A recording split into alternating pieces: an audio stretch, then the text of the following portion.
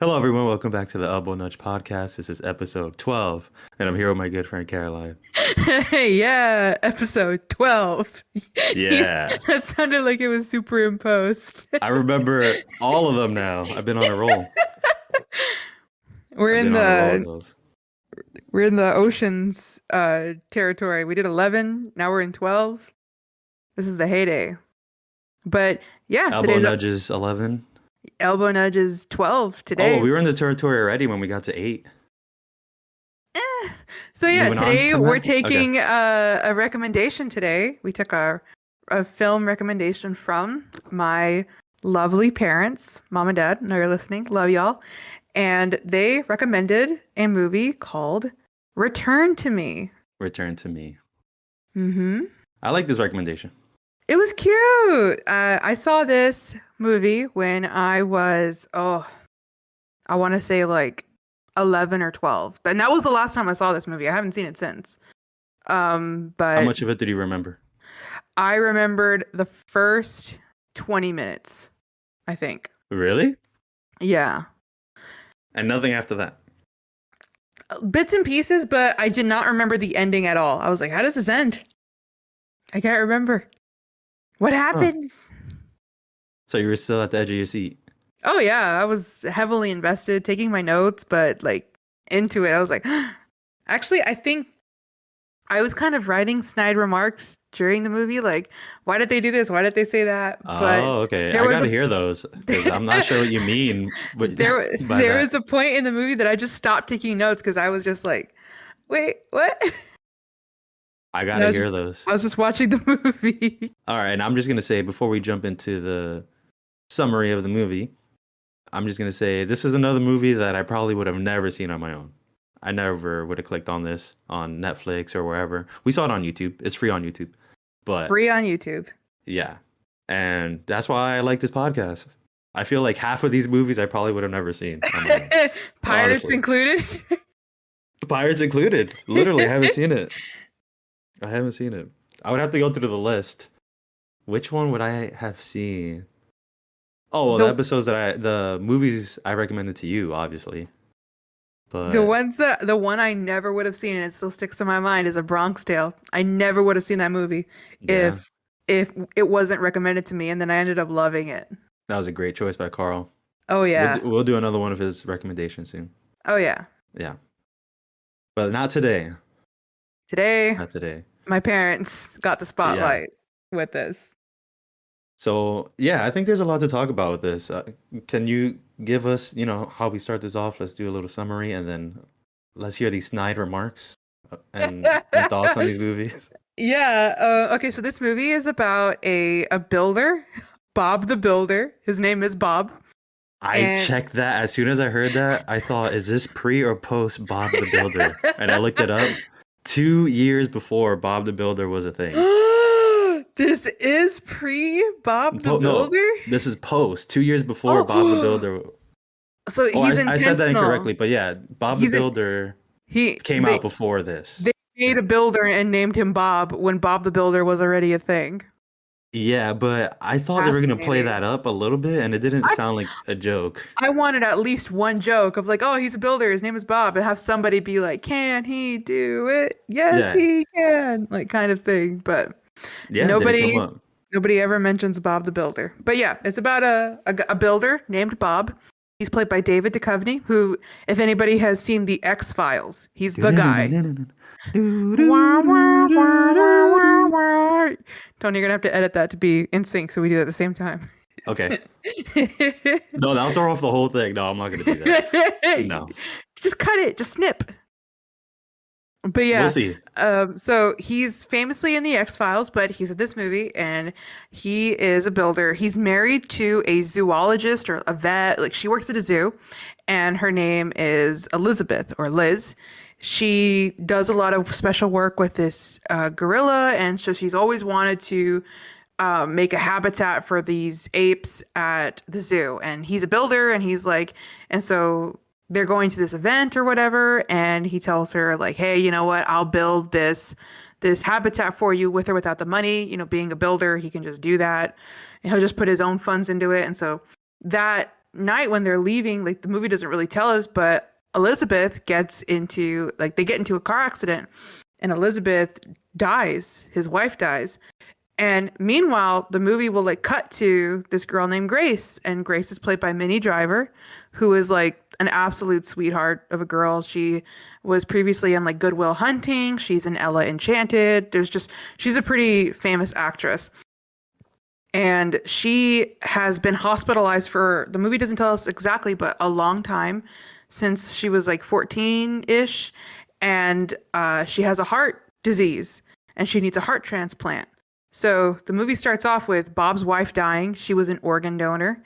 And then, with her dying, her heart is now transplanted over to Grace. And so Grace is able to receive the heart, make a full recovery. And so she's lived a life constantly in the hospital. And now she's able to go out and do things with her heart transplant. She has a new heart. She's no longer affected by heart disease, and she's able to go out and see the world and, work and be a normal person for once. Some time passes and some serendipity. About a year. About a year. And some serendipity ensues to where now Grace and Bob meet, and there's an attraction. There's was it little intangible things forming between them?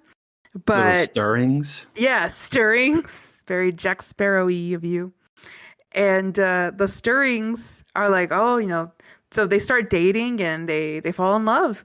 And then like one night they're having a date, and Grace, she had mailed a letter to her organ donor like, hey, I know that this was a time of sorrow for you, and I apologize and I pray for your comfort, but just letting you know that your loved one's donation saved my life, and I'm ever thankful for you. And so she mailed that letter off, but she's on a date with Bob at his house, and she sees that letter on his desk, and she realizes like, oh my God, it was his wife that gave me her heart. And so she feels a type of remorse, like, oh no, if I'm going to tell him, like if I tell him that it's his wife's heart in me, that's going to hurt him even more, because this wound is still fresh for him. He's still mourning his wife a little bit, and she doesn't want to remind him of the person that he lost. So she's like, you know what, I'll just break up with him and go away. But yeah, Bob still, like, he still loves his wife. Now he also like loves Grace. And so he goes after her and tells her like, I love you and I want to be with you, and I think we're going to make it work. And so, yeah, the movie just has a really cute ending like that. It talks more about like love and loss, and it was just a really sweet film. It was, with a lot of sweet moments as well. It was really cute. This movie is, by the way, directed and written by Bonnie Hunt. Yes, I saw that in the opening credits. Yep. And I immediately wanted to bring that up. I wrote that down. When I saw her in the cast, Bonnie Hunt, I'm like, oh, she's in this? All right, I'm in. And then I saw directed by Bonnie Hunt. I'm like, what? Yeah. Are you kidding me? That's awesome. I haven't seen a lot of Bonnie Hunt movies. Jumanji is obviously one. And then I think she was in one of the Cheaper by the Dozens, or... Yeah, she's in Cheaper by the Dozen. She's also in, I don't know if you ever saw Beethoven. No. Oh, okay, well, she's Beethoven. That's like the movie about the dog. Yeah, the big, like shaggy dog. Yeah, the movie Beethoven. So I saw Beethoven, and I think she's the mom in Beethoven. I think she's a mom in all of these movies. Well, she wasn't a mom in Jumanji, but then she kind of becomes a mom, but whatever. Yeah, she kind of becomes a mom. But I was just happy to see her because, I recognize her from Jumanji, and I feel like comfortable watching her on screen. She has like that kind of presence where it's like very... It's a very friendly disposition. Yeah. Like anytime she comes out in any of these movies I've seen, I'm like, yeah, that's a friend. Yeah, I like seeing her. So when I saw her name, I was immediately committed. I'm in. I'm ready to watch the movie. And then when I saw it was directed by her, big surprise, and I love it.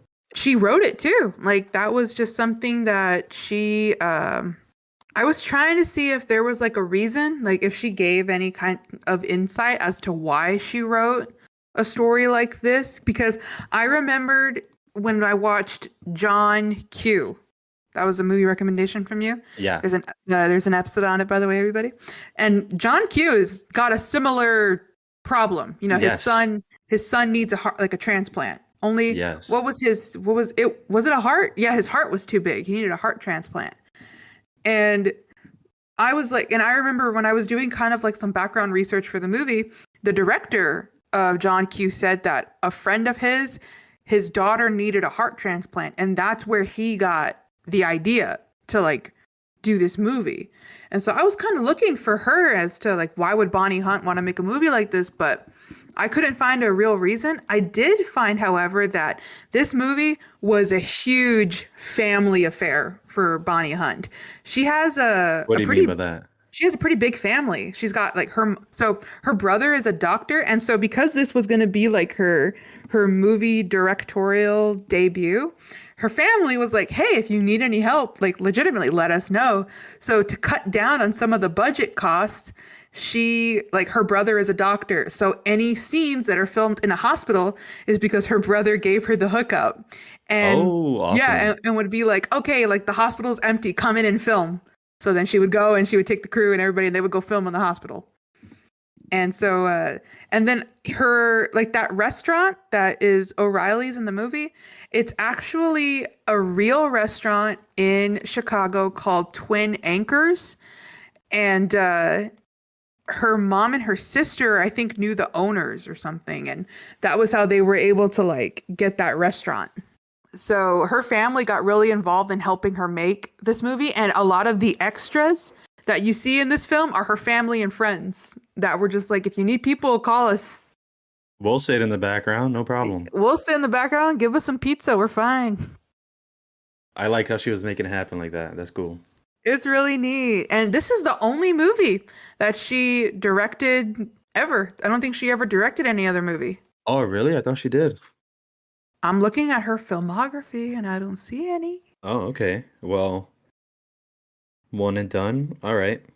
She was a I think she did a good producer. job though Oh for her wait, first movie. she directed a TV show called Let Go. I don't think it did very well. I think it didn't take off because it doesn't even have a Wikipedia page. But other than that, like this movie is kind of the only director spot that she's got. Okay. I didn't do much digging, but I just saw that she was from Chicago and the movie's in Chicago. And there's a couple other actors from Chicago as well. And I feel like, all right, so they have some sort of connection to this place. Must feel like home to them. But Chicago, yeah. Chicago. So the way that I would want to break this down, I have some scenes that I've written down and some questions that this movie brings up. And I don't know what you have that you want to bring up, but we could go back and forth and see if any of our ideas overlap. Okay. You, Right? hit me. You go first. Okay. Let's start with I want to immediately bring up, is the heart surgery that big of a deal when it comes to dating? Because they made it a very big deal in this movie, and she doesn't want to bring it up immediately to her dates when she's dating them. It's a much bigger deal with Bob, obviously, because that's his dead wife's heart. But when she's just dating everyone else, is it as big a deal as they make it in the movie? That's what I was thinking.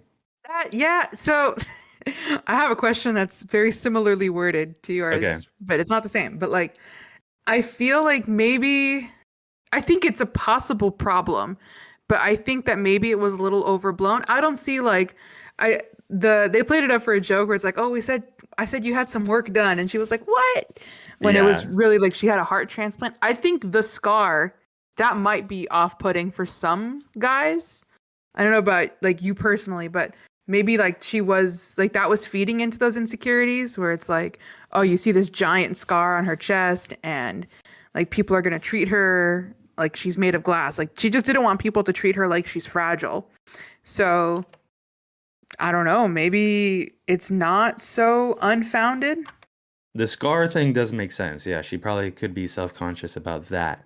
And she doesn't like the way it looks because it would peek over any top that's like too low. It doesn't even have to be really low. The scarf Yeah, goes it up was pretty high up. anything less than a crew neck.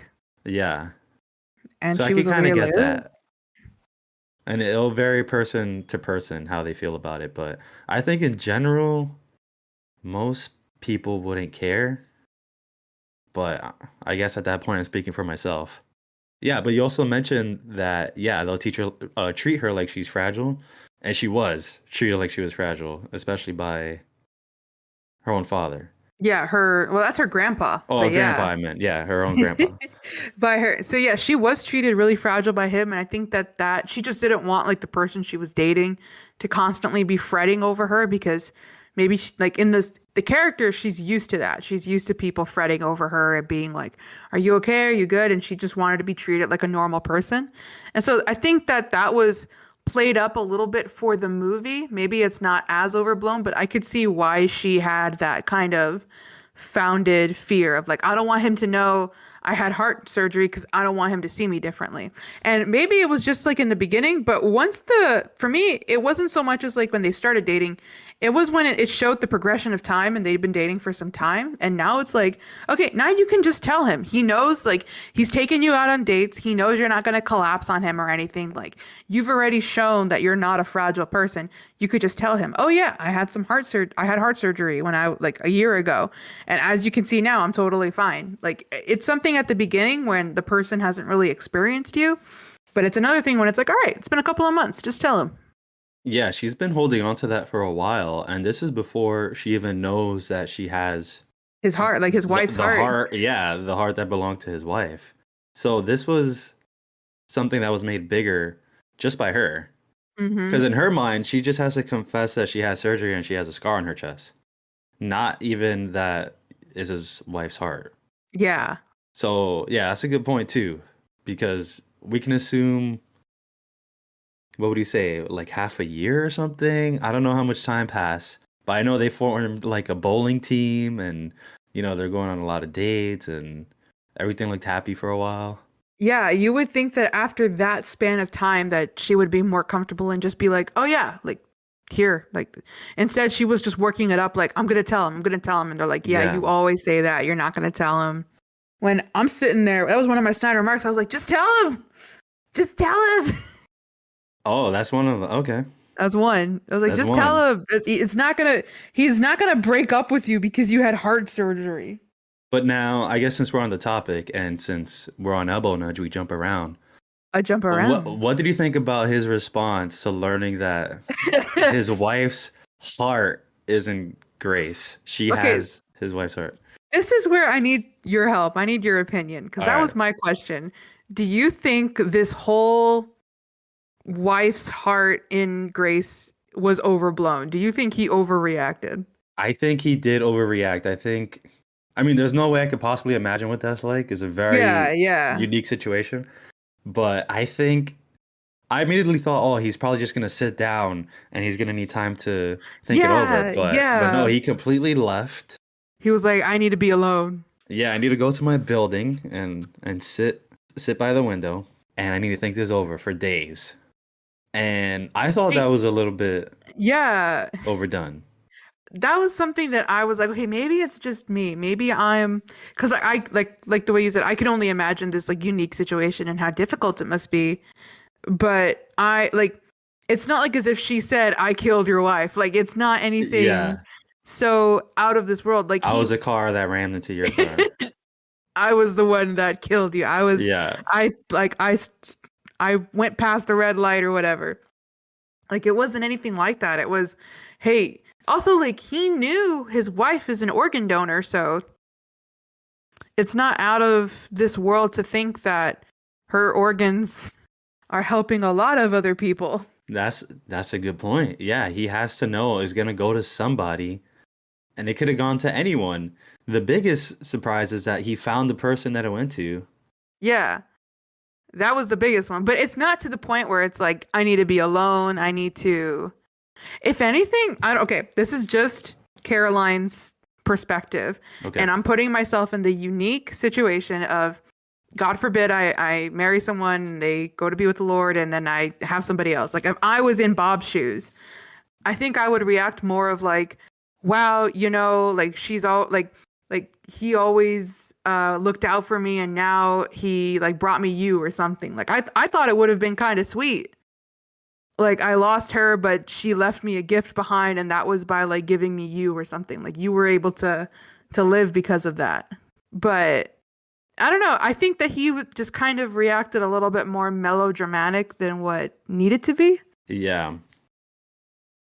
Now, I think this is because this is what has to happen in a romance plot.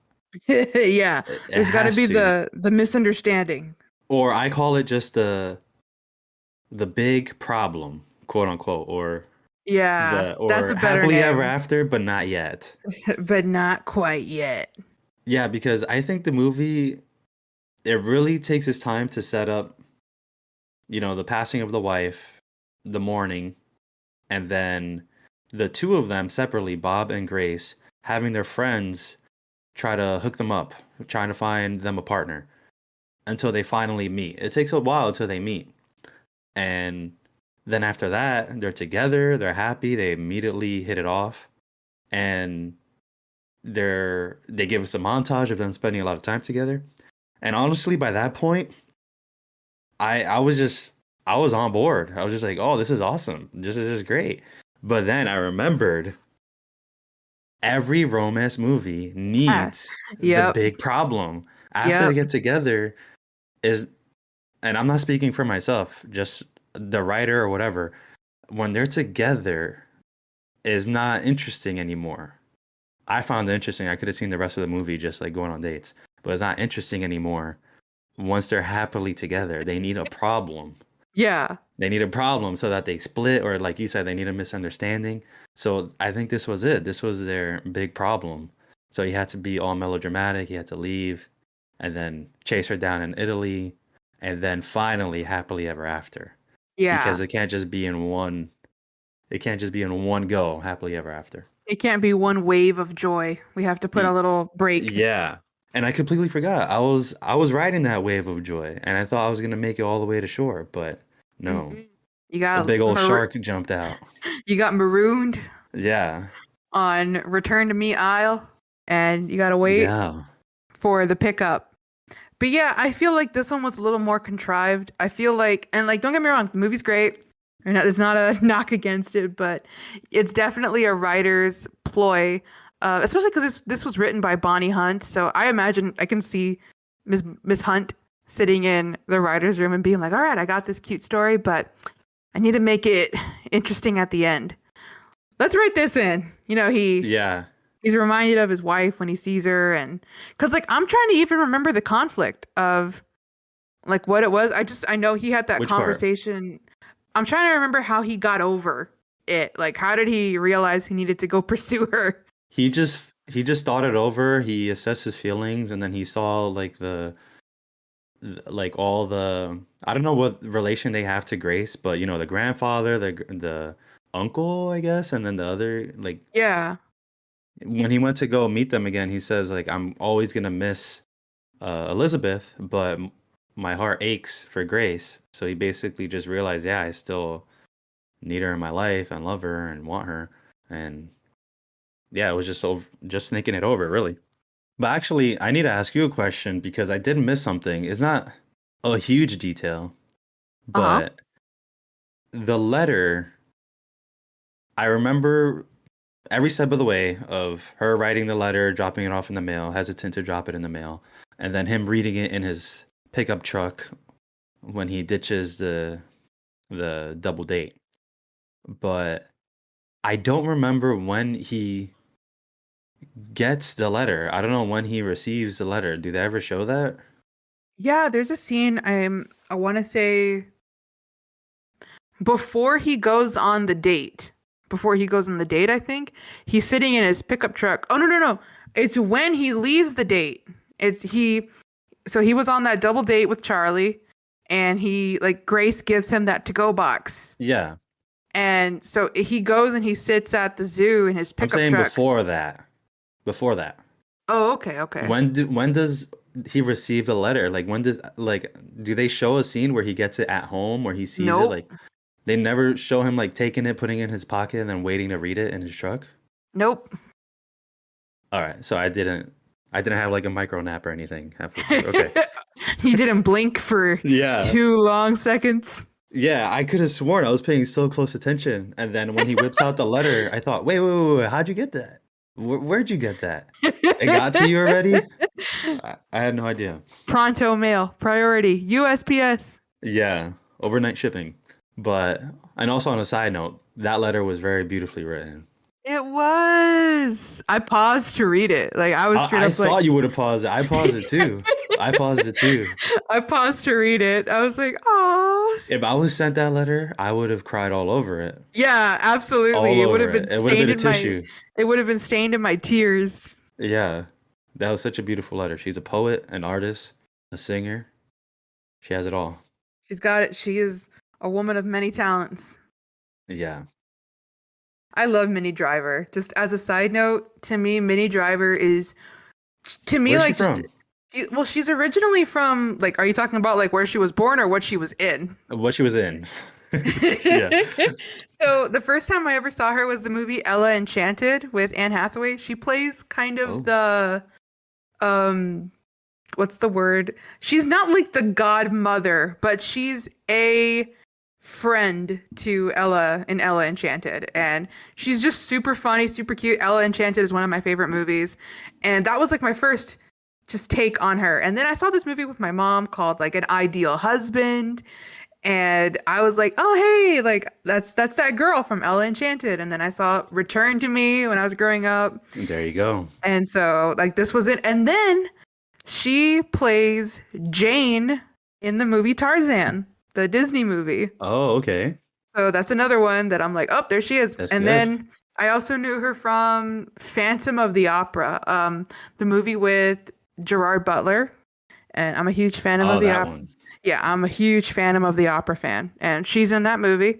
And so I just like, anytime I see her, I'm like, oh, hey, it's Minnie Driver. And I just think she looks adorable. Like just as a person, she's an adorable looking person. She's so cute. And did you know, by the way, fun fact, Minnie Driver was engaged to Josh Brolin? What? Yeah, the marriage did not go through, What? but she was at one point, I think a year after this film was made. Yeah, in 2001, she was engaged to Josh Brolin. I'm glad we got our Thanos mention out the way in this episode. Nice and early. Thank you, Caroline. You're welcome. I had that one nice in the dock for you, bud. Somehow we got a thread of this back. to Thanos. Every episode has a I don't know if this is true, but every episode has an obscure reference to Thanos on Tony's end and Shrek on my end. Go back through the episodes and see if you can hear it. yeah, the Easter eggs, not very hidden. Currently, though, did you know Minnie Driver currently has a podcast? She has it's called Mini Questions with Minnie Driver.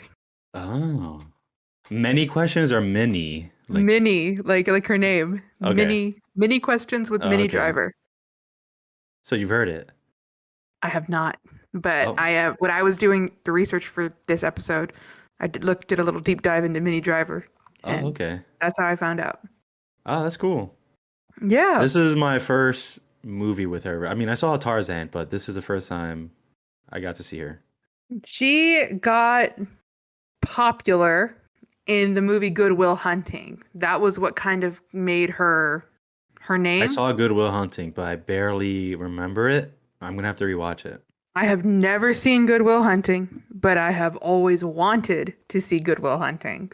That's even a movie I wanted to watch for the pod at some point. You gotta watch it. I was like, hey, let's both watch it and we'll cover it because it's written by Ben Affleck and Matt Damon. Yeah, that was their breakout movie. Yeah. It's got Robin Williams in it too. Yep. We gotta mention Robin Williams when we mention Bonnie Hunt, just for that Jumanji love. Oh, and also Carl was in here. Because he was in Jumanji. Well, he's Charlie in this movie. Charlie. Oh yeah. He was in Jumanji. He was a cop. Yeah. Oh my gosh. That's what I wrote down. I'm like, Jumanji characters. How many Jumanji characters? Where's Robin? Yeah. Kirsten Dunst. Kirsten, where you at? We need you. So another trivia is, did you know George Clooney was originally approached with being in this movie Wow. as Bob, and he was like, "No, I don't really want to like star in a rom-com just yet and What? stuff." I'd rather do Batman Forever. I don't know what I don't know what year it came out, I but don't know what year it came out, but he was like, "Nah." And instead, they got David Duchovny, which I think he did a good job. David Duchovny. I think It so too. he brought his dog Mel in the movie. That's his actual dog Petey. Oh. Oh So wow. that's his dog.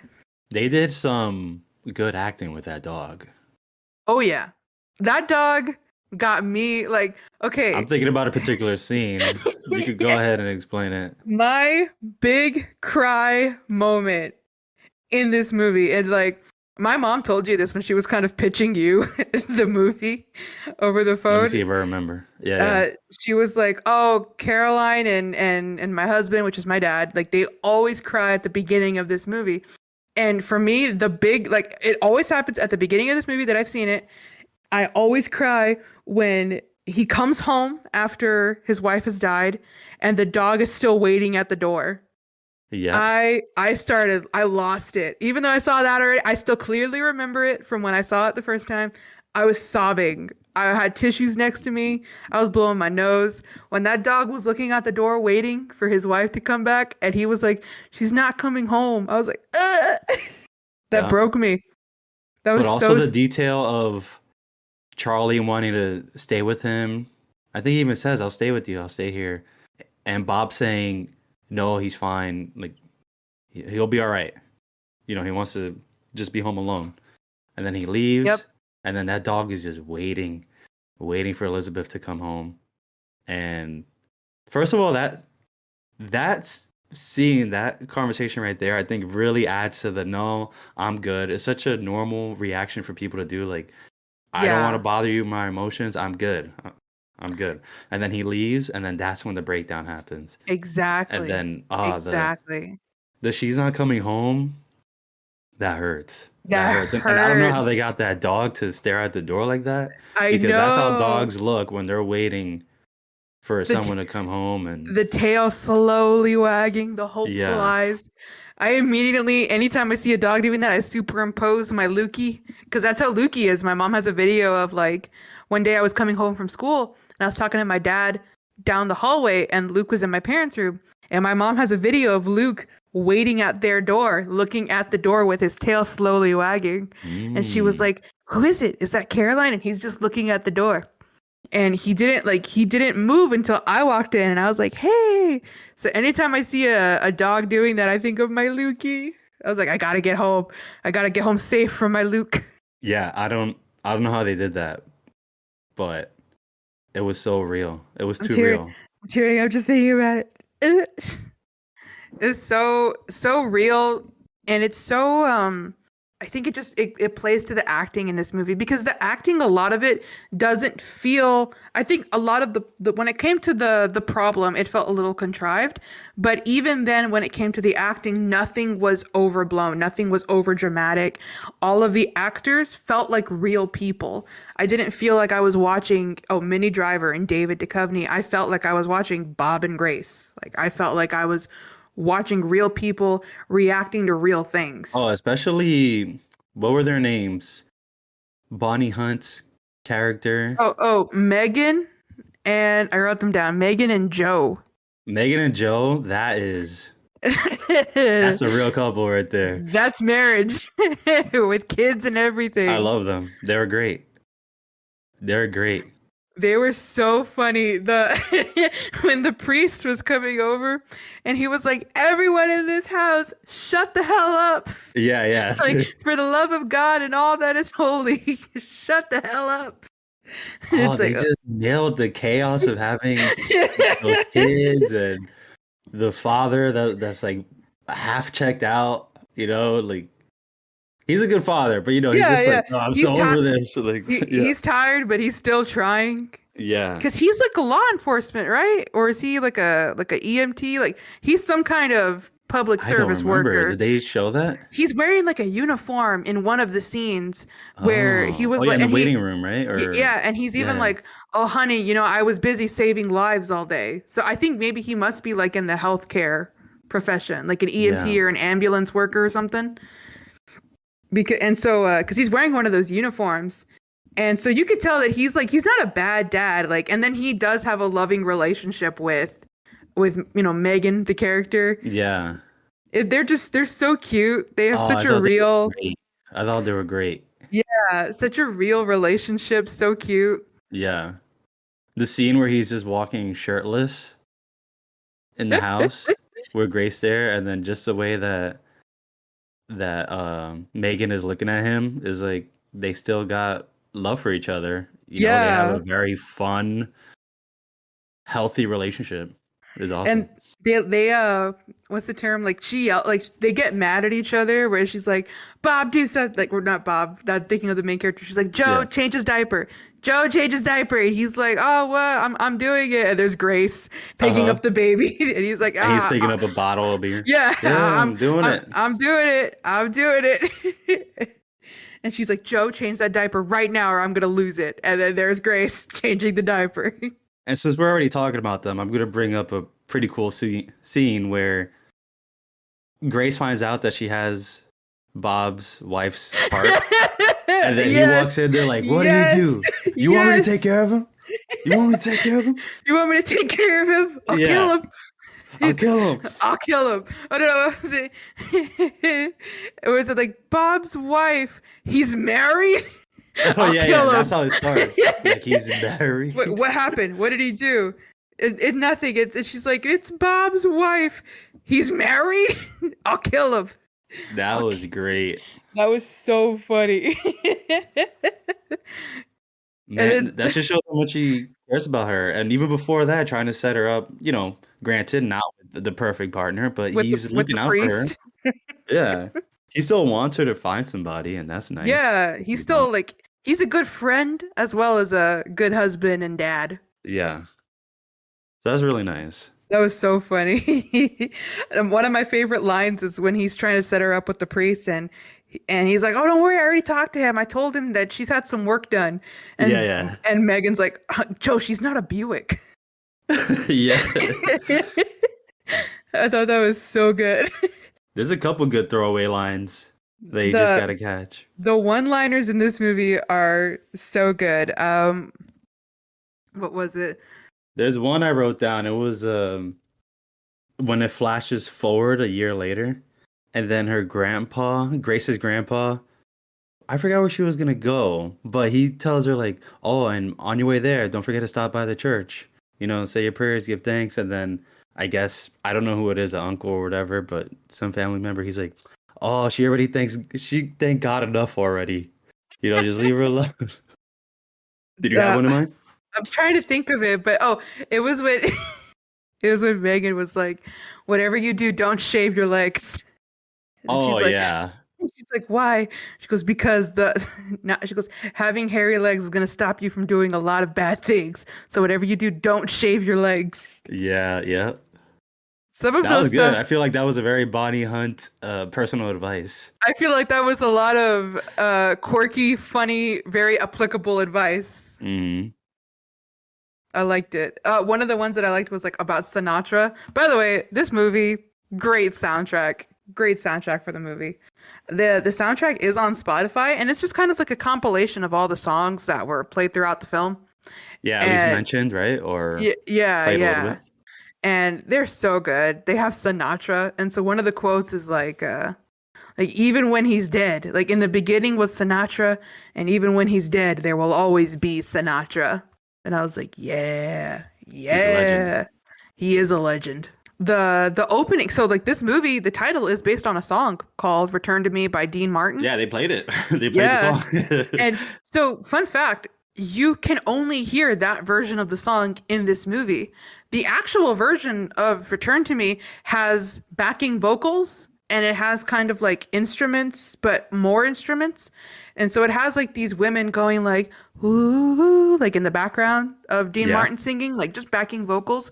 But for the movie specifically, Bonnie Hunt wanted it to convey just kind of like a feeling of loneliness. So they isolated just Dean Martin's voice and then took out some of the instruments and only left like some of the, I think it's like strings involved. There was like less music behind it. So that way it sounded more lonely, and it was sounding more like a guy genuinely singing for someone to return to him. So they did the edit. They didn't. You're saying it never existed before. They themselves Yeah, did they this edit. themselves did this edit, and Okay. if you try to hear it, like I think you can find it on YouTube, but like on Spotify, they have like a specific cut of Return to Me by Dean Martin and the composer of the film, but you can't hear it. So you can really only find it on YouTube or in this movie. I wonder how they were able to do that. Like allowed to do that. I know, right? Maybe it's just because that song is pretty old and Dean Martin has passed away, so a lot of his songs are Yeah, that's copyright what I was free. thinking. Oh, really? Okay. Yeah. Huh. Oh, that's pretty good. So they did a little remix. They did a little remix, and it works. I've had Return to Me stuck in my head since I've seen this movie. I've been walking around the house like, Return to Me. You know what's another song you can only hear in this movie? In the Jungle, played at the fundraiser. Hey, yeah. And I wanted to hear the full version. The big band version of The Lion Sleeps Tonight. I was feeling that band. Good. That band was good. Yeah. In the village, the quiet village, the lion When I heard this sleeps song, like I heard it from tonight. the instruments first. I'm like, wait, Yeah. are they gonna do it in the jungle? And they did. Oh, they did. The There's a perfect full song. version of that I don't. in the playlist. Spotify. That would be awesome. That would be really good. awesome. Yeah. I like the big band soundtracks. Anytime a movie uses the big band genre with like Sinatra, Dean Martin, anything like that, I'm instantly hooked. I'm like, oh, that's it. I'll watch this movie just for the music. Yeah, it brings up good feelings. That it does. All right, Tony, there is no Lion Sleeps Tonight on Spotify. So that's all we get. That's all you get. Sample. All right, I'll enjoy that for the time being. So I wanted to bring up my favorite scene. Okay. My absolute favorite scene. Hit me. I know it was set up so well. From the very moment that it started, I knew it was going to be probably the sweetest scene in the whole movie. And it's when Bob goes back to get his phone from the bar that he forgot at the bar. And he's met with the Italian family, the grandfather and the uncles and whoever, the friends. And he was immediately welcomed. You know, the grandfather is the one that brings him into the bar. Bob tells him why he's there. And then they talk a little bit more, and he finds out that because he's asking like, oh, you got to get home to your wife, got to get home to this person. He's like, no, my wife passed away. And then that's when it immediately switches, and he turns into like comfort fatherly mode. And he says, oh, I'm sorry to hear that. All right, come with me, sit down with us, have a drink with us. And then I love from the very first way that he introduces him to the rest of his friends and family. Yeah. He goes, hey, this is my friend. And he doesn't even know the name yet. He goes, hey, this is my friend. He's like, Bob. He's like, Bob. And then he says, his wife died. And then they're like, oh. Like comforting him, like, oh my gosh, this whole thing is going to be magical, isn't it? And it was. It was. I love how they just took him in. They're very... immediately adopted him. They were like, oh. Took him in like family.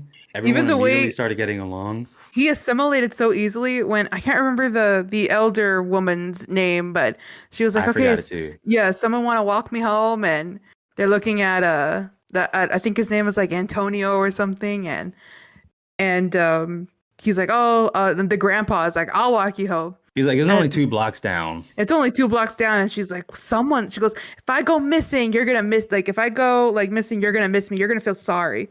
And he's like, yeah, okay. And then the grandpa's like, I'll walk you home. And the other guys are like, you should have walked her home. She's been sweet on you for so long.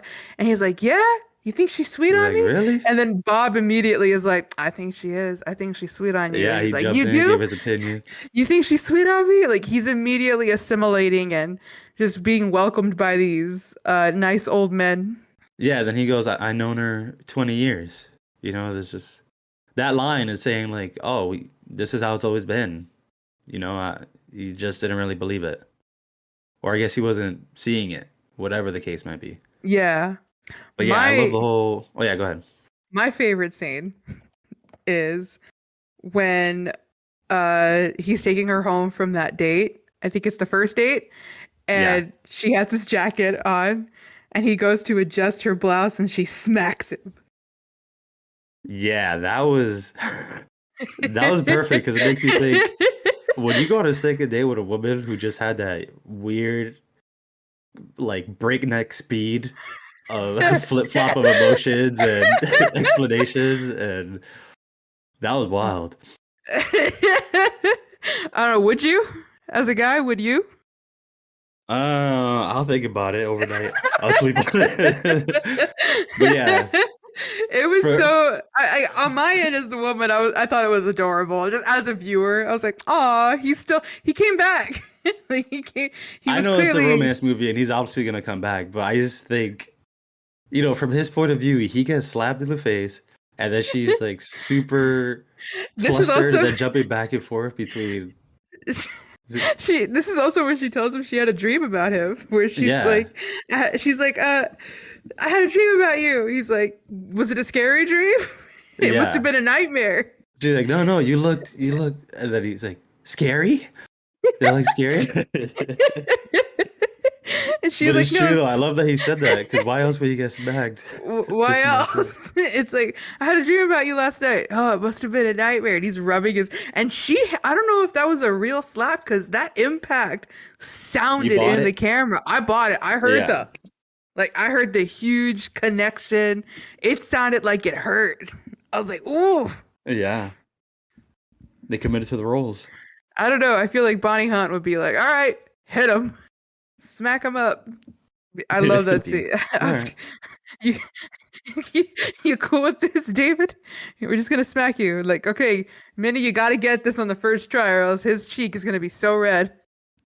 She was so concerned about her shirt. Like, he went in just to like fix it, and she was like, Yeah, yeah. And then I she was was like, like, "What did you see?" He said, "I wasn't looking."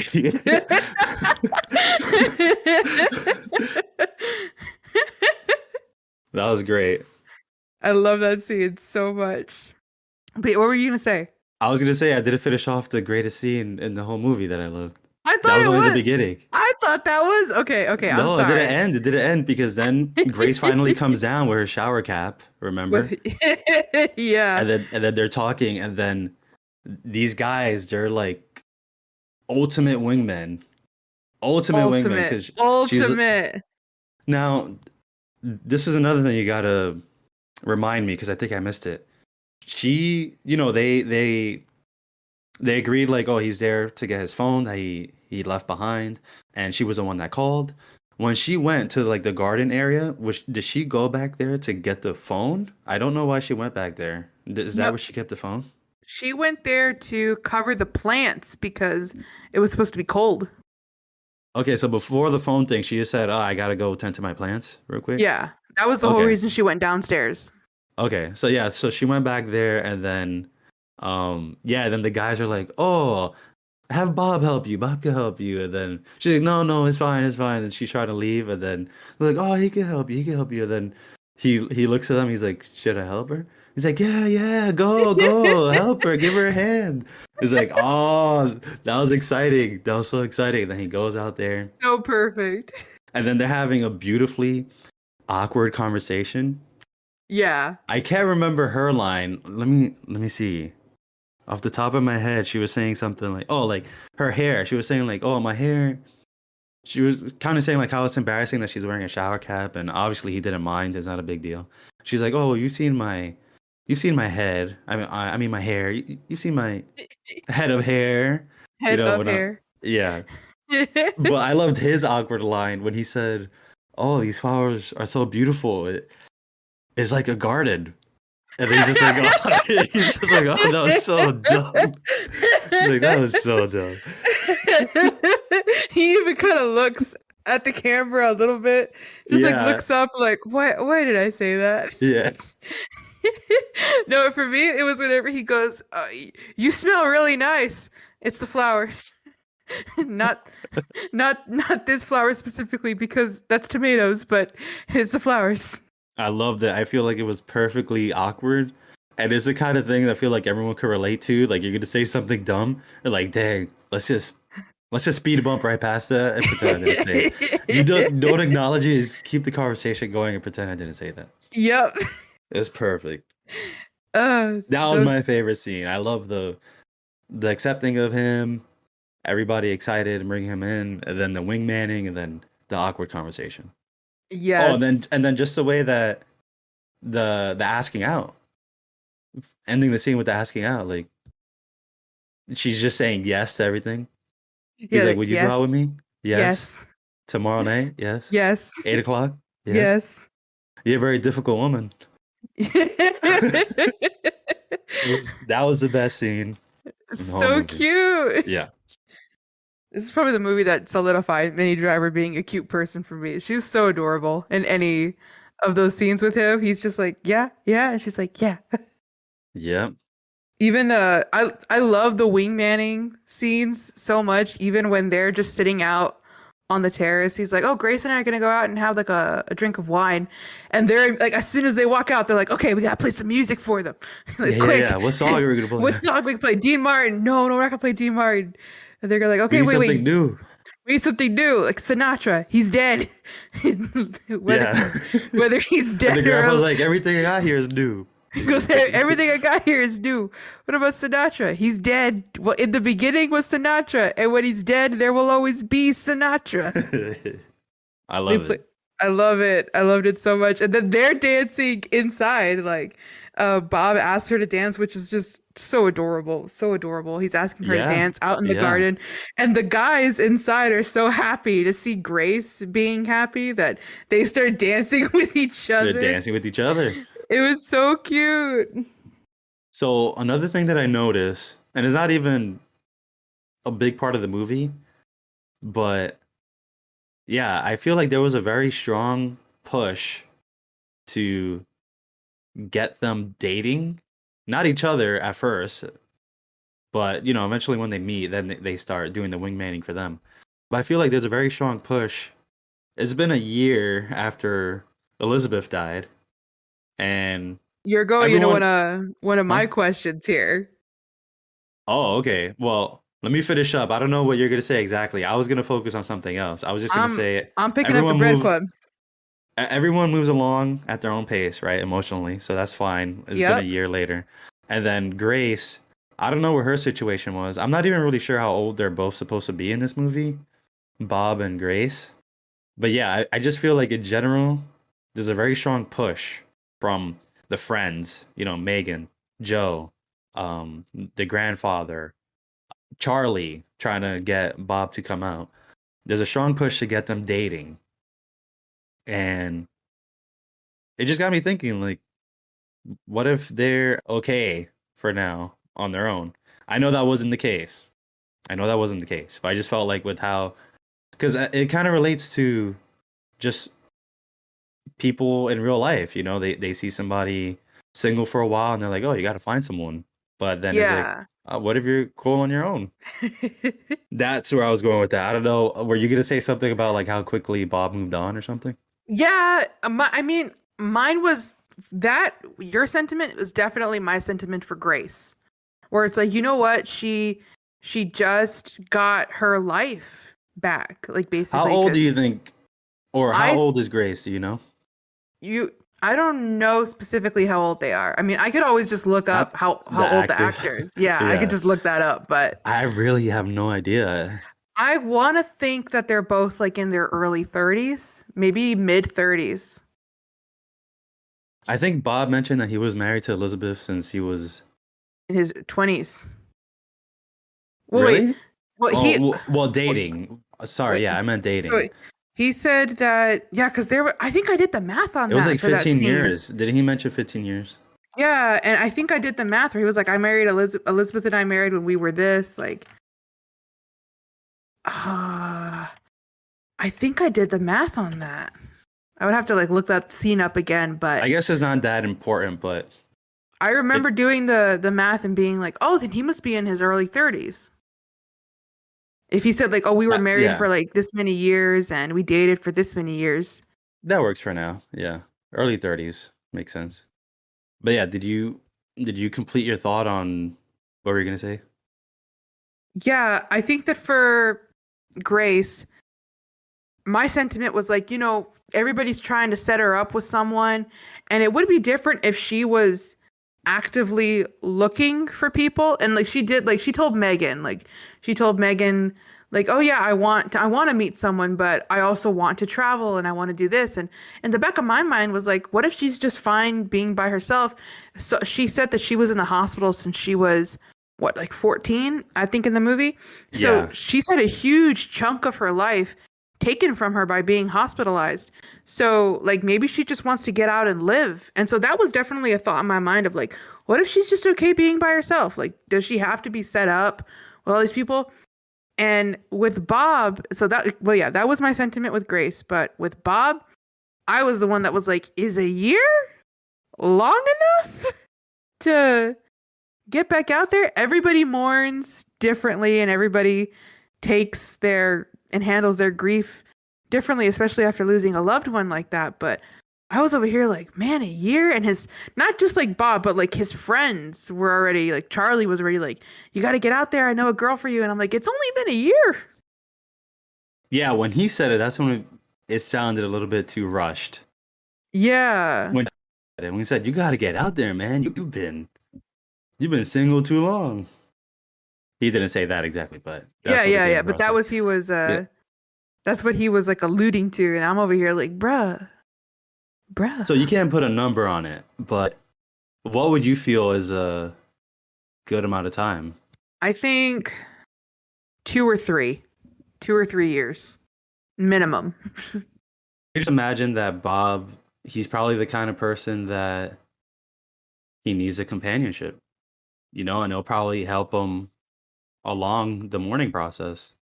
It definitely, like, that house needed a Yeah. woman. You see that house a year Yeah. after Elizabeth passed away? Yeah. Take out boxes, clothes everywhere, The no, dog no food, home meals. the dog food was in the drawer so he could just scoop. The Uber Eats girl was like, "I'll see you tomorrow." Yeah. He's like, She was like, "Yeah." all right. He's like, "Yeah, I guess." Yep. That house, he definitely needed a woman. That house needed a woman. Big time. That's another hint of reality that they captured. The way a man lives. Yeah. Yep. Are you saying that's surrounded by takeout boxes, Tony? So the next thing I wanted to bring up, let's talk about Grace's connections after she got Elizabeth's heart. That's what I'm calling them, Grace's connections. Okay. When she has the heart, she has that. She has a connection with Mel. She has a connection with Sydney, the gorilla. And when I say connection, I mean like, you know, invisible, like intangible, like we're supposed to be Yeah. assuming, oh, with Elizabeth's heart, they can sense that is her heart. And Yeah. then also with Bob a little bit when they pass each other at the zoo. It thumps. Yeah. So how were you assessing that? How how do you think that works? That the heart itself is giving a dog and a gorilla the sense of I know this person and I'm comfortable with this person. And then eventually and Bob a little bit when they walk past each other. Like what did you think about the whole thing? I feel like that's kind of like an underlying like I subtle little thing going on throughout the whole movie. If we're talking about like the logical side of it, I had no logic in this movie. I bought in to this serendipity, whimsical method that they were trying to sell me with the heart. I was like, oh, they know. They know she has Elizabeth's heart. Uh-huh. I was completely just bought into the whimsy and the romance of it all. But I think that a lot of it could just be like the just suspended from that in terms of looking at it from a realistic angle. It could just be that she had the same type of like I'm trying to think of another word for it, like uh Personality or traits that they like. the way she carried herself was Yeah. similar to Elizabeth, and the way that she because like there's a word called countenance. I'm trying to think of like the synonym where it's like she had that same I'm going to use the word that Carl hates, but she had the same vibe as Elizabeth, and so that's like where these I caught that. Yeah, they did. They said they did. vibe in this movie. I was like, They did. hey, Hey, can't hey, recommend it to Carl though. All ahead right, of go its ahead. time. Sorry, Carl. But she had like the same vibe as Elizabeth to where the animals like felt that it was her, like the Sydney, the gorilla, and Mel, the dog. They were just like, oh, this is similar to Elizabeth. I see it that way too. I think the movie wants us to see it as well. Literally, there is a piece of Elizabeth in her. Literally, Yeah, there's literally. like literal DNA and a heart pumping inside her. But I think they did also want us to feel like an essence of Elizabeth is with her now, and Yeah, the gorilla yeah, could sense it, the dog could sense it, Bob could sense it a little bit without knowing. And then even in the end, and it was kind of sweet when he put his ear to her chest to hear the heart thumping. Yeah, yeah. yeah. That was really cute. And I Yeah. like that it wasn't spoken of. I like that they didn't say, would you want to listen to the heart beating? Or he didn't ask like, hey, can I lean in and hear the heart? They just did it. I really like that. And then they didn't talk about it. But yeah, I think this movie did want us to think it was the essence of Elizabeth that was still Yeah, there. definitely. The when you said I want to talk about Grace's connections after the heart, I don't know why my mind went to the people that they tried to set her up with after she got the heart. Oh, Like those connections. I thought about the priest and the most vomit-inducing person I have ever seen on film was the guh with the hair transplants. yeah, the hair I transplant I guy. couldn't even look at him. I was over here going, Go ahead, yank on it. no, Yeah, it looked ah, really bad. Really that's bad. disgusting. I have that like that. I don't know. People, it went around like on the internet. It was a viral thing for a while where you're like, you're grossed out by small holes. I think it's called like tryptophobia or something. Uh, Trypophobia. And so like just like small holes grouped together just freak me out. And seeing that man's head, I was ready to turn off the movie. I was like, I gotta if look he could away. walk outside his home looking like that, then she could feel comfortable in her scar. Yeah, yeah. Yeah. I would much rather see that scar than that scalp, hands down. Oh my goodness. I almost threw up. I was like, it was And since we're in terrible. that same scene, if you flip over to the other side of the bar, the double date, Oh I yeah. just want to call out ultimate red flag when somebody mistreats a waiter like that. Ultimate. I'm Ultimate red so flag. glad you brought that up. Ultimate red flag. Yeah. Huge. Do not even go through with the date. If you're dating someone or you're on a date with someone and they mistreat the waiter, that's it. Like dump them. Yeah. Call up a coworker, tell them to call you back in 2 minutes, and then tell them don't respond to anything you're saying, and then find a way to get out of it. Say that you got to go to work. Exactly. Just dump them. That was getting on my nerves. Both the girls. I know that like he was only on a date with one of them, but oh my god. I hate it when people mistreat the wait staff just in general. And so I'm so glad that Bob had enough sense to be like, yeah, I'm ditching this date. I'm not staying here all night. Yeah. That was a great acting scene for Bob because his body language was perfect. Yeah, He was like always leaned away from her and just his like looking expression around. his Yeah. expression was distant, and then it wasn't until like Grace showed up and they started making like quippy comments with each other. Yeah. And um Like, you seeing this? I she's, mean, yeah. she's she's like, here's your coffee. Like, is there anything here not covered in oil? Yeah, everything else is boiled in Swiss water. It's like, Yeah. oh, We got to get her fired. Oh, she was a canceler. You remember that? she They're like, was oh, a we got to get her canceler. fired. She Yeah. was a hashtag Grace is over party. Yeah. Wow. I didn't even catch that. I was sitting in the back all smug. I was like, just they wait until they see who owns the place. Yeah. That was something I really liked about the restaurant itself. It's an Irish Italian restaurant. Yeah. What's up with that? O'Reilly's? O'Reilly's. Do you have that auto parts store in your region? Yeah. We have O'Reilly. O'Reilly's. That's the Auto first thing I thought parts. of. I was thinking that in my head.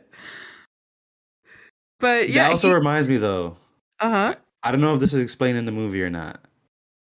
But did you see him forget his phone in that scene? Because that's where he would have forgot it. Huh. That's the night he would have forgot it. And also, I wrote down, did he do it on purpose to see her again? I do not think he did it on purpose. You think he actually forgot it? I think he did. Okay. I think that I did not see him leave his phone behind. But wasn't it like on the counter or something? Right? That's where she saw it. I don't remember it. I don't remember it at all, no. I'm trying to remember, and I do not remember seeing it be left anywhere, because it would be when he was leaving the restaurant that he left his phone, but I don't remember seeing it. So in my imagination, I'm thinking like when he got the food, but no, because she's the one that reached over the counter and got the food. So where did his phone go? That's what I'm saying. I don't if we rewatch that scene, I don't think we'll see him forgetting his phone. And I don't think that's important either. I think that's okay. But I have my own headcanon that I think he did it on purpose to see her again. I really do think so. I don't think he was all that upset or surprised when he found out that his phone was missing. And then he was even like, was it a girl? Was it an old girl or a young girl? Old girl or young girl? Oh, hang on. I'm in the movie. I'm rewatching this. I want to see. I want to know. Check. And then also when he goes back and he meets the family, talking about my favorite scene. He's like, "Oh, so everyone's done for the night. The bartender, the waiters, the waitresses, the bus boys, they're all done." I'm like, yeah, yep. They're all done. I really love how you see him trying to see her again. Yeah. How he's all dressed up. He's putting on shiny shoes. He's got that sweater vest on. He got his collar popped. No, it's not popped. He has a tall collar. He's got a tall collar with a V-neck sweater. Yeah. All right, I'm at the scene. I'm watching it. Okay. I see him putting on his jacket. I don't see him put his phone down anywhere. I don't think they'll show it. This is such a key plot to going back. Oh, I see it. It's on the counter. He forgot it. Yeah, it's on the counter. Wait, keep watching. Tell me if he notices that he forgot it or not. I want my headcanon to be real. Tony, he looks at her, grab Tony, I'm gonna send you a screenshot. Hang on. Is my headcanon real? I think your headcanon has a lot of credibility. Oh, baby. Come on. Give it to me. So his phone is behind that plate of food, and he's looking right there. I think he knows. I think he knows what he's doing. I'm gonna wait. And then, okay, I see his phone. YouTube, give me some more. I need to play this in enhance. You got to do a YouTube breakdown. I watched Return to Me in 0.25 speed. I'm on 0.05 speed. 0.05? That's almost perfectly still. Are you watching a slideshow? Caroline, once you get to the cell phone, draw a big red circle on it with a red arrow. Oh, okay, hang on. Here we go. That's the thumbnail.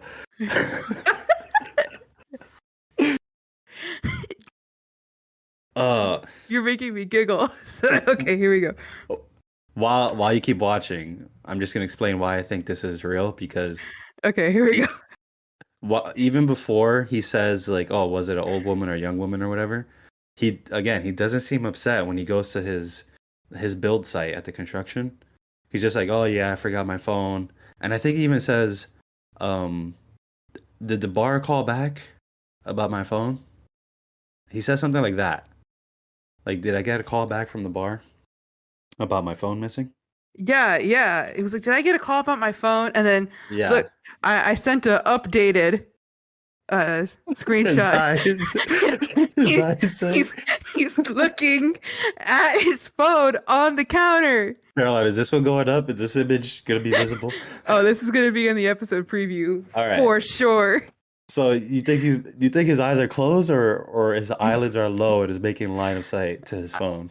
From what I'm looking at, it looks like they're low. That's on purpose. I mean, just with where he left it, that's on purpose. And why did he take it out and leave it there? Yeah, especially because he got a call from his coworker in an effort to ditch. So he had his phone with him, This and is then great. he just leaves, and he gives like one last look. Like, let me just hang on, updated screenshot, just like So Can you imagine when she just said, "Hey, you forgot this," right as he was walking out the door? No! He's like, "Oh, my plans you thwarted." ruined my plan." So as he leaves, he spares like one look away, like as Yeah. if that's where the countertop would be. Did you send another enhanced? He's like, "Yep, this is gonna work." This last picture. All this is riding on you, baby. If I there also is a hope they're God, decent people and they call me back. if there is a God, please let her call me back. Oh, that's perfect. Hashtag God is real. This is perfect. This is perfect. But yeah, I think we're onto something with this. I never thought of it that way. I thought it was an honest mistake, but now I'm like, he definitely left his phone there. I'm glad you caught that the phone was there. I thought it was another one of those things where, like the letter, where we just don't see it show up until it does. I remembered seeing it on the counter. I was like, it's on the counter, isn't it? But how did it get there? Okay. I don't see him put it. Wait. What would be Oh. more concrete is if I found evidence of him putting the phone on Yeah, we'll catch him the red-handed. counter. Yeah. All right. But he's not on the phone. He's not on the phone when he's leaving the date. He hangs up already. He's like, "Sorry guys, I gotta go to work." I found it. He's putting the phone on the He puts table? the phone on the countertop and then he goes to grab his jacket. This man is brilliant. This man is over here playing 4D chess. Yes, indeed. And he just checkmated Grace. He was playing checkers She over fell here. for his trap He card. was like, queen me, baby. I like how at one point, yeah, there it is. Look at that sly dog. What? Enhance. Yeah, red circle, red arrow on that. There's no reason for him to leave it there. He could put it in his pocket and put his jacket on. Man. Yeah, he's wearing jeans. I respect it though. I respect the strategy. I really do. This is what all those pickup artist TikTokers wish they could achieve. This level of Is there a slyness. pickup artist TikTok community? There's a pickup artist community on every platform. Let's be real. And they give advice like this? They give advice on how to pick up women, but they Your don't give iPhone advice 13 like Max Pro at the counter of a bar. on the counter at a bar in Yeah. hopes that the At cute an waitress will call Irish/Italian you. bar. At O'Reilly's Italian restaurant. This is all the evidence I need. I'm sold. Bob is playing 4D chess to get Grace's heart. He could have just asked for her number, right? Does she have a cell phone? I don't think she does. I never see her use one. Yeah, I don't see her use one either. She's only been out of the hospital for a year. She probably doesn't want one. Do you think it's a good move that he left his phone instead of saying like, "Hey, let's go out"? Yeah. Yeah. Oh yeah. It's more of a story to tell. It definitely is, but also I don't know, maybe he didn't want to seem sleazy to like be on a date and then Yeah, ask somebody else on a date. that's a good point. Even though he Like, did look like he wasn't, he specifically said, "Oh, we're not on a date. We're not even friends. We're not even acquaintances. yeah, yeah, We're yeah. just, yeah." I don't know. But still, like, she could be like, is he lying to me? It's a lot better. Like, Bob's over here. I'm buying into the 4D chess Bob. He's like, no, I'll leave my phone, come back on my own terms when it's just me, and I'll ask her out. It's a lot better to just risk losing my phone forever if these I'll get a new people one. aren't trustworthy. This is back in the day where phones were disposable. So you could lose your phone and not You're saying he had lose a burner your phone? life. That's his I'm burner. saying this was during the time where you could kill someone with the brick that was a phone. It wasn't You a can't do this smartphone. anymore. No, not at all. Yeah, you Not at can't use all. this strategy anymore. Not at all. This is during that time where your phone was just for calling people and that's it. Oh wait, maybe it'll be better this during our current day and age, because now you can Oh? just use Find My iPhone app. So once the pretty waitress finds your phone, then you just track it, and then It's still at the restaurant. She's not going to take it home. well, you still got to come back. Except you don't need to be called back. You could just go back. It'd be like, hey, I left my phone here. Yeah, I tracked it back here. I guess so. Anyway, want to go out or? I don't think it would work today at all, but the way he did it, You sure they wouldn't be like, oh wow, he has an IMAX Pro. I mean, an iPhone Max Pro. I heard you the first time. I The got it. IMAX Pro. He's got Wow, that. he bought a ticket to IMAX. He could He's afford got that. that THX just in his pocket. Wow, he got the Dolby Digital Surround System. He got that Dolby Atmos. Impressive. That's a man. Yeah, you don't think they'll be impressed? I mean, yeah, there's a possibility, but I just think the way he did it, you could risk losing your phone Unless he versus has an now. Android, right? Unless he's one of those people that have Androids. Yeah, then it's definitely not going to work. You don't got wanna try it. no tracking apps on that Nah. phone. If you lose it, you lose it. That's it. That's it. You're done for. If iPhones are good at anything, it's at tracking your place. You would know. Love you, Mom.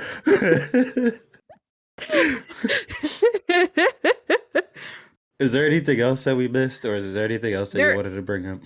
So I was going over my notes thinking the same thing, and it kind of ties back to the beginning where you were like, do you think she was overblowing people knowing that she had a heart transplant? When she was on a date with Bob, she told him how like her mom died when she was young of heart disease, and her dad left them because he like her because of her mom's illness. He didn't want to like take care of her. And I was thinking like, oh yeah, maybe that's why she was so like that could be another thing attributing to the fear of her telling the guys she's dating that she's had a heart transplant or she had like a bad health, because that could be like, you know, thinking my dad left my mom because she had a heart failure, a heart disease, and he didn't want to stay with her and take care of her. So I'm not going to tell the guy I'm dating that I had heart problems. Oh, I don't remember that conversation. Was that on their first date? Yeah. Huh. When she's That wearing explains a lot. yeah, they're like and they're watching the water that fountain. Yeah. And that's when she's walking and he says something about, because I caught it, where he's like, yeah, so I have to fly to Florida every Christmas to see my folks. What about you? What about your parents? And that's where she tells him like, oh yeah, like about her mom and dad. And so I'm over here like when I was looking at my notes, I remembered that. I'm like, that's probably why she was so scared to tell guys she was dating about her condition. That makes perfect sense. Yeah, I missed that. I must have missed it. Well, now we know. Grace, sorry we doubted you, honey. Yeah, sorry. I guess it is a big deal, huh? But we love you, sweetie. Yeah. But yeah, I think that wraps up this movie for me. I do adore it. For the people who haven't seen this movie and have just kind of been hearing us talking about it for this long, it is adorable. It's such a cute film, and it's free. You can just watch it on YouTube. Yeah. It's free on a free platform. It has ads, but I think it kind of popped up at I don't think it had a inconvenient lot of. parts. I don't No, think it had it a lot didn't. of ads too. One of them was pretty funny. I think one of them was when somebody was walking outside and closed a door, and then it was an ad, and I was like, "Oh, that's pretty neat." I think I only got ads come up 3 times, and for about a I, 2 hour movie, under 2 hour movie, that's not bad. yeah, I only had 3 ads. I counted them. But yeah, I think this is another movie we recommend, and I would say I appreciate for the recommendation because I would have missed out on this one, especially Bonnie Hunt directing. That's Directing, great. writing, and she was only Writing. 36 when she did this movie. She was pretty young. Oh wow! I Yeah, thought she was gonna make herself one the of main the lead character. roles, like either Elizabeth or Grace. I thought she would have done that, but no, she's classy. She was So classy, the supportive best friend. yeah. I love it. I loved her character in this movie. So good. Also, doesn't relate to anything, but the kids were playing Crash Team Racing on a PS1. In Yeah, case they anybody was were. curious. Yeah, they were. I saw that. I knew you were going to see that. Yeah, just got to bring that up. We were probably those kids when this movie came out, playing on the PS1. Yeah. Man, this movie came out 2000. 2000. 2000. Yep, in the year 2000. Okay. So that was the year of PS1? I guess. A pre-Xbox world. When did the PS2 come out? PS2? Oh, okay. I want to know what's the Yeah. overlap. Okay. Oh yeah, the PS2 came out March 4th, 2000, Oh. Okay. and this came out April 7th. The PS2 had just launched, but Wow. that probably just relates to the income of this family. It's like, we have a PS2, that's all you need. Yeah. We're not I going to mean, get there's a into lot like what we're going through now. A lot of people have PS4s. A lot of Not by people choice. Not by choice. A lot of people have Xbox Ones. Not by Not choice. by choice. But yeah. That wraps it up for me too. Everybody, thank you so much for listening. I should have said this at the beginning. I always forget. This is just going to be another running gag in the elbow nudge. But if you're still listening on your favorite podcasting platform, give us a follow, an honest rating, please. If you're watching us on YouTube, give us a like, subscribe, hit the bell icon if you want more. Thank you all so much for hearing this little short, cute movie. It was really adorable. And I'm looking forward to watching more like it. I like these kinds of movies. Yeah, and also send us recommendations too because That's right. That's right. I wouldn't watch these movies otherwise. And I'm always pleasantly surprised. And yeah, just tell us what kind of movies we watch. I mean, you watch so that we could watch.